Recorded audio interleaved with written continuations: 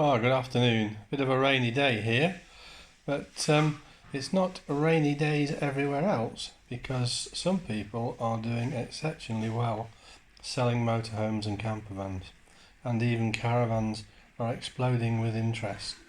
It's very interesting to see that what we thought about stay location or staycation is really working, and it's making people, now the campsites are open, realise that an affordable holiday is available by going in a motorhome or campervan or caravan.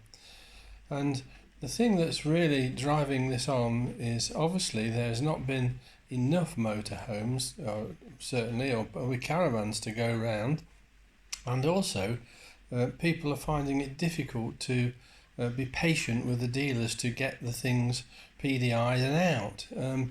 From having probably been PDIing 5 or 6 a week to have to suddenly find a way of doing 8 to 10 or more a week is making life difficult. But those that are patient are certainly going to enjoy themselves, and hopefully the campsites are being reasonably well put together for use, and there will be no problems. Let's just hope that everybody who now is seeing a motorhome as a real way of enjoying a holiday will continue.